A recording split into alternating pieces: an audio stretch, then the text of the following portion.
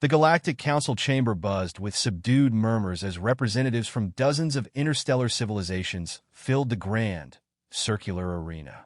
High above the shining silver floors, the domed ceiling displayed a holographic projection of swirling galaxies, an artistic reminder of the vastness of the universe. At the center of the chamber, a raised platform held two figures in sharp opposition: the towering, armored form of Lord Kreth, Warlord of the Galactic Empire, and a human representative named Dr. Elena Marik. Lord Kreth stood with the regal confidence of a predator certain of its kill.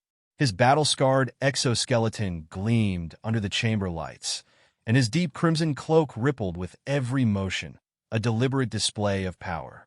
His piercing yellow eyes swept over the assembled delegates before settling on Marik, who appeared almost fragile in comparison. She wore no armor, only a plain suit of gray, her short black hair neatly combed back.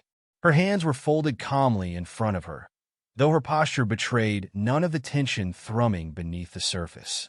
"You misunderstand us, Dr. Marik," Kreth began, his voice resonating like a distant thunderstorm. "This is not a negotiation. Humanity's defiance in recent border disputes cannot be tolerated. Your species has grown arrogant, hiding behind treaties and alliances. The Galactic Empire does not tolerate weakness or insolence. We demand war, not words." A low murmur of approval rippled through the Empire's contingent, a host of fierce alien warriors who bristled with weapons and wore expressions of predatory glee. Marik held their gaze, refusing to flinch. "Lord Kreth," she replied, her tone measured, "humanity has no interest in war. Our disputes can be resolved diplomatically. Surely even the Empire sees the value of peace." "Peace!" Kreth's laugh echoed sharply, drawing the attention of the entire chamber. "Peace is stagnation. Weakness. Your species hides behind rhetoric, pretending to be civilized while cowering from conflict. If the Empire does not challenge you, how long before your frailty infects the rest of the galaxy?" "No, Dr. Marik. War is the only path to prove your worth, or your annihilation." Marik felt the weight of his words settle over the room. She knew the Empire's philosophy well. War was their culture, their currency. They saw combat not as a tragedy, but as the ultimate test of strength and superiority. To them, humanity's reluctance to engage was an unforgivable insult. "Lord Kreth," she began carefully, "you speak of war as though it's a simple matter of strength, a game with clear winners and losers. But have you considered the cost? I assure you, humanity understands war far better than you assume." Kreth's lip curled in disdain. "Do not insult me with empty warnings. The Empire has conquered worlds older and stronger than yours. What could humanity possibly teach us about war?" Marik's jaw tightened. She stepped forward, her voice hardening. "The truth, Lord Kreth, is that humanity knows war intimately, too intimately. We've fought wars so devastating that even victory felt like defeat. We've wielded weapons that turned entire cities to ash in moments. If you think we fear war because we are weak, you are mistaken. We fear it because we know it too well." The chamber fell silent. Even the Empire's warriors exchanged uneasy glances. Kreth's eyes narrowed as he studied her, but he remained defiant. "Words, Dr. Marik. Nothing more. The Empire does not base its decisions on the hollow stories of prey species." Marik took a steadying breath. She had anticipated this moment, and she had come prepared.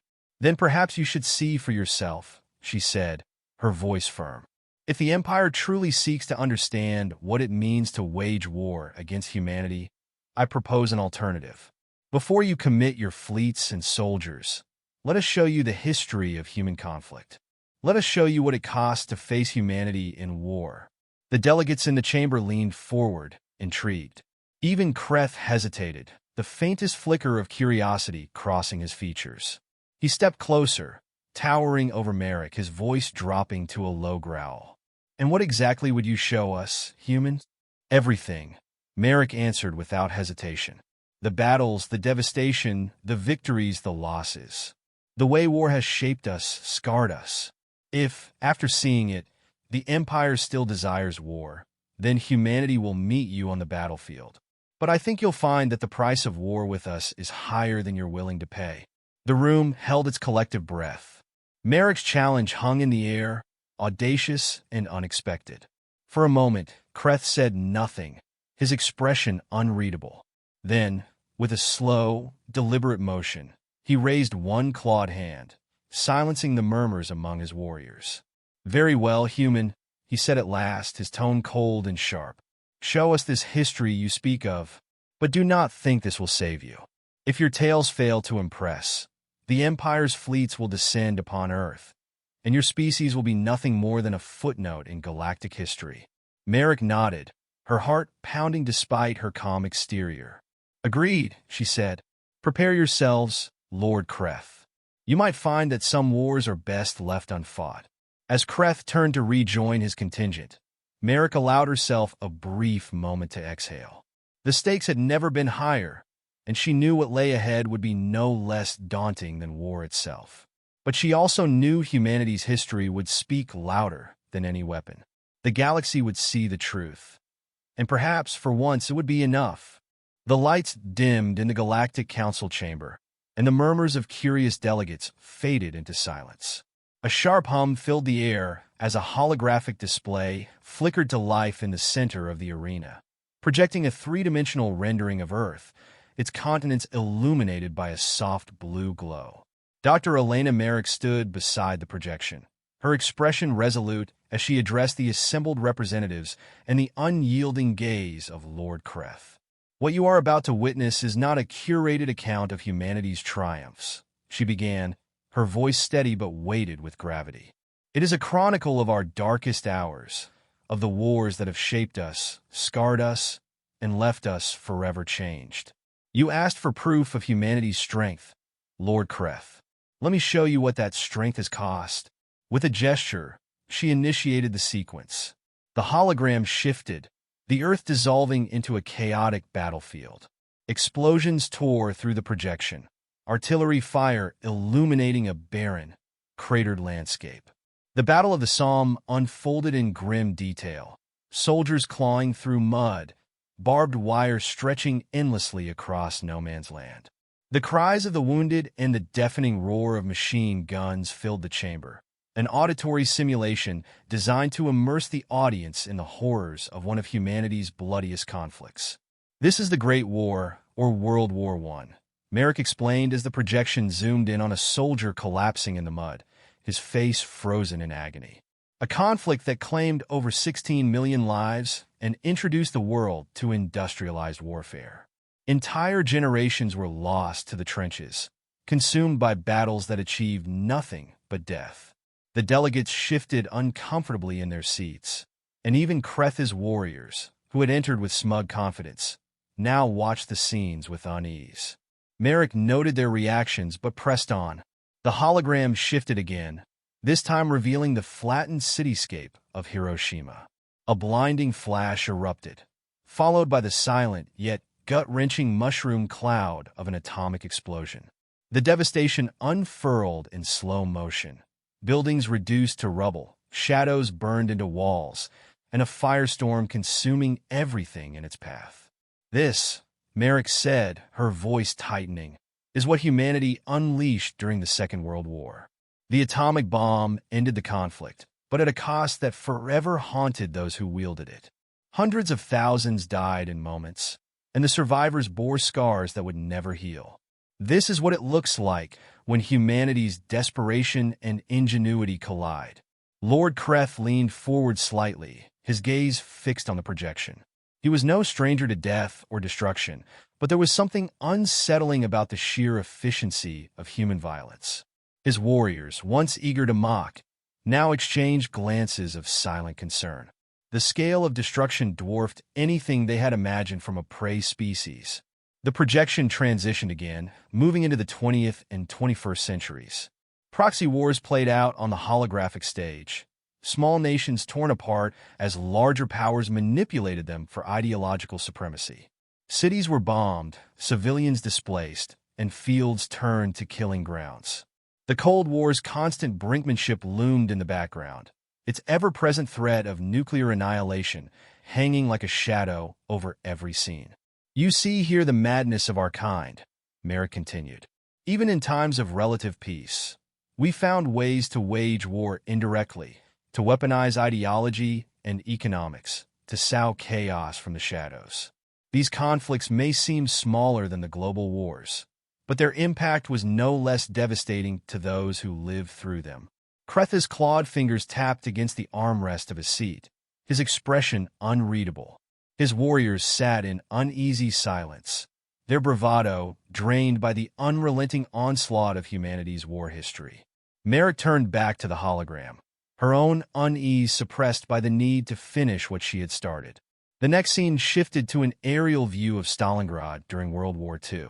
Bombs fell in rapid succession, leveling buildings as desperate soldiers fought for every inch of ground. The city burned, its skies choked with black smoke. The hologram zoomed in to show hand-to-hand combat in frozen streets, soldiers fighting with bayonets, clubs, and bare fists. "This is Stalingrad," Marik said, her voice dropping lower, almost a whisper. "A battle where over 2 million lives were lost. It was not fought for glory, not even for conquest, but for survival. For us, war is never ceremonial. It is brutal, chaotic, and merciless. We fight because we must, not because we wish to." The room felt heavier with every word. Kreth's warriors sat rigid, their eyes locked on the images of human soldiers who continued to fight even when starvation and frostbite claimed as many lives as bullets. The projection zoomed out again, returning to the blue planet of Earth, now overlaid with markers of countless battles spanning centuries. Marik turned back to face Kreth, her gaze unflinching. "You call us weak because we seek peace. But you've seen now that peace for us is not born of cowardice. It is a choice made by a species that knows the price of war too well. Humanity does not seek to prove itself through destruction, but make no mistake, when forced we will fight. And when we do, we fight to survive. We fight to the end." Kreth rose slowly from his seat, his massive frame casting a shadow over the chamber. His yellow eyes burned with a mixture of anger and something else, something unspoken. He stepped closer to Marik, his voice low and deliberate. "You show us your scars, human, and expect us to tremble. But scars are marks of weakness, of failure. You survived, yes, but at what cost? What have you truly gained from your suffering?" Marik held her ground, meeting his gaze with quiet defiance. "We gained the wisdom to avoid it. And if you're wise, Lord Kreth, you will too." For a long moment, Kreth said nothing. His warriors watched him expectantly, but the tension in the room remained thick and unresolved. Finally, he turned away, motioning for his contingent to follow. "We will consider what you have shown us," he said, his voice heavy with an unfamiliar weight. "But do not mistake reflection for hesitation, human. If your stories are meant to dissuade us, you must try harder." As Kreth and his warriors left the chamber, Marik exhaled, her composure wavering for just a moment. She had planted the seed of doubt, but she knew the battle was far from over. The real test would come soon enough. The atmosphere aboard the flagship of the Galactic Empire was tense. Lord Kreth stood at the center of the Empire's War Council, his imposing frame illuminated by the flickering light of a tactical holomap.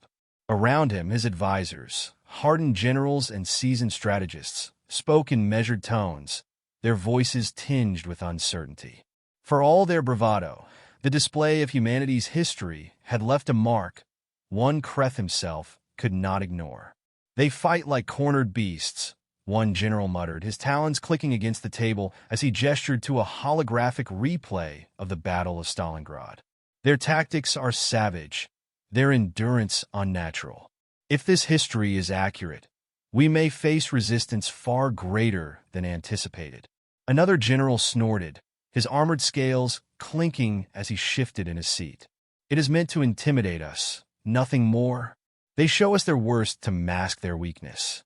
What species drenches itself in so much blood, if not a desperate, fragile one?" Kreth's gaze never wavered from the map as the two argued. He was silent, his mind replaying the images he had seen earlier.